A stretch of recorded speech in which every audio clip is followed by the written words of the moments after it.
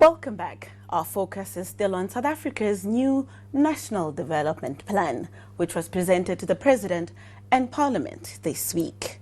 Members of political parties heaped praise on the work of the National Planning Commission, but there were also some reservations.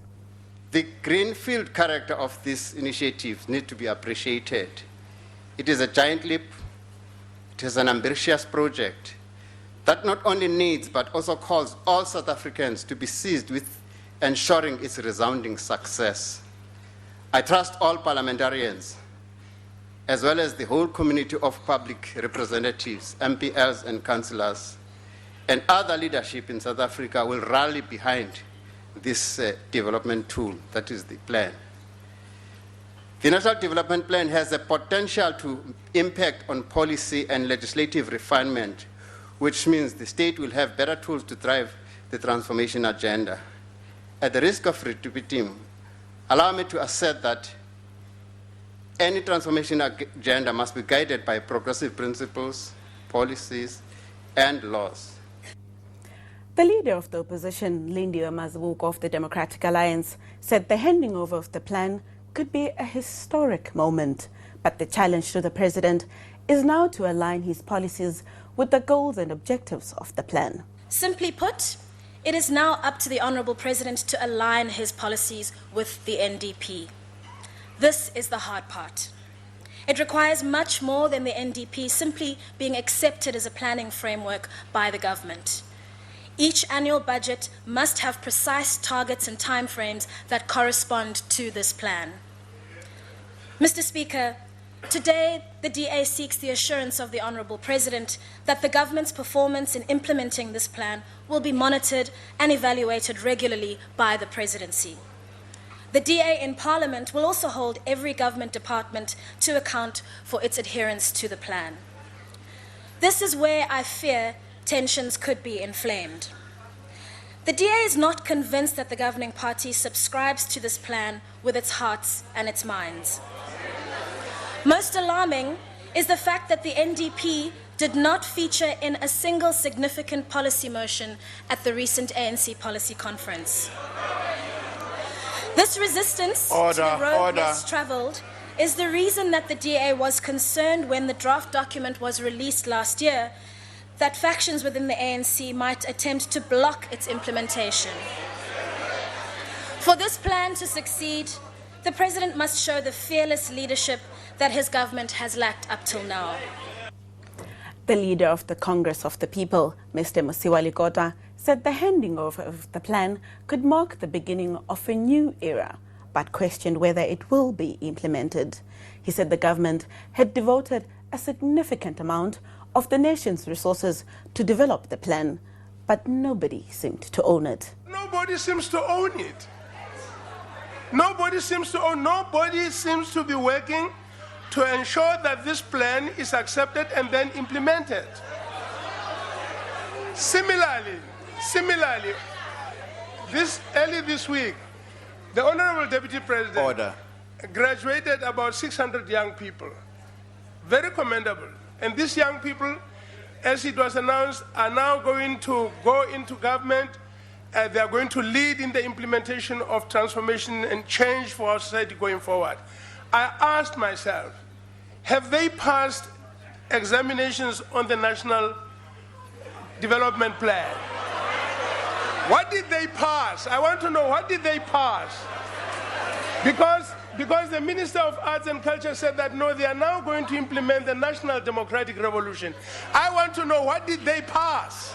Did they pass this plan, which we so urgently need implemented? What did they pass? What have they been prepared to go and do?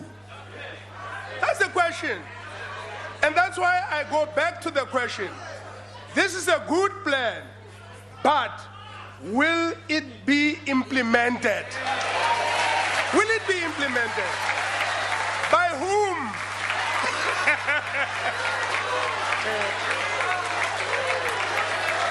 You see, this is what happened.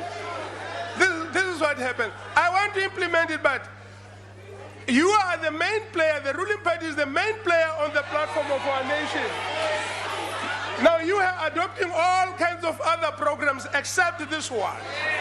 So I want to know who's going to implement. Who's going to implement? It's a serious matter. The serious question is not all this long, beautiful speeches, flowery English language. It's the hard fact to do, to implement. Mr. Lekota said Minister Trevor Manuel and the Planning Commission had done a fantastic job, but he cited weaknesses in public institutions and a lack of leadership. That's why when we send money to Limpopo, budget, we pass it here, but the children have no school books today because there's nobody to take the books to the children. Let me tell you something interesting.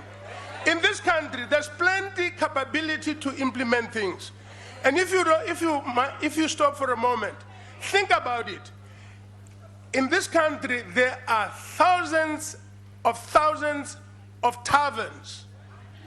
Every one of them, every week, is supplied with the necessary alcohol, beers, and all of that. They never run out of stock. But when it comes to delivering books to school children, once a year,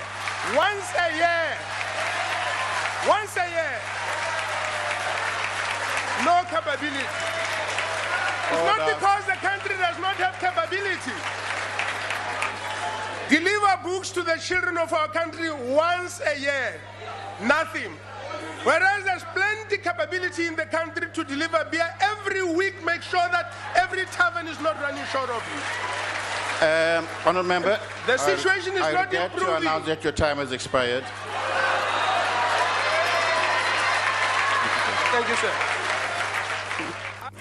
The National Development Plan also enjoyed support from the Inkatha Freedom Party. Its president, Prince Mangosuthu Buthelezi, said opposition parties need to be part of the plan since economic policy had become a matter of life and death. But like COPE, the IFP also raised concern about implementation at what it called a time of unclear economic policy. I was in cabinet with Mr. Lekota when President Thabo Mbeki announced the policy of GEAR, which was an acronym for growth, employment, and redistribution. I remember describing it in this parliament on this podium as a Damascene experience on the part of the ruling party, which has long been committed to socialism. But immediately, the tripartite partners of the ANC, COSATU, and the South African Communist Party rejected GEAR. We saw them on television jumping up and down saying we do not want GEAR, we do not want GEAR, as we found GEAR.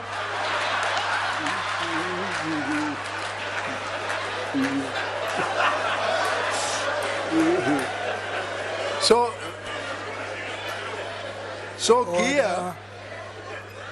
GEAR gave way to ASGISA, the Accelerated and Shared Growth Initiative, but COSATU then developed its own economic policy, as did the ANC Youth League. So that soon we had a Tower of Babel situation on a matter of critical importance. A bill which was supposed to address the rigidity of our labor laws was abandoned because of the ruling party's fear of the rolling mass action of COSATU. Our country's economic policy remains therefore unclear. The policy of nationalization of our mines, for instance, has been endorsed by the ANC Youth League, COSATU, and parts of the ANC. But His Excellency President Zuma has declared that nationalization is not government policy. Then I ask the question, why then does the ANC give it space for debate? They're after all the ruling party. And it really boggles my mind that the ANC still debates socialist policies which destroyed Russia and all the Eastern Bloc countries and also Eastern Germany. And just now, this country has bailed out Cuba with more than R1 billion. We'll go to a commercial break quickly, but after the break, we'll hear what other parties in Parliament had to say during the joint debate on the country's new National Development Plan. Stay with us.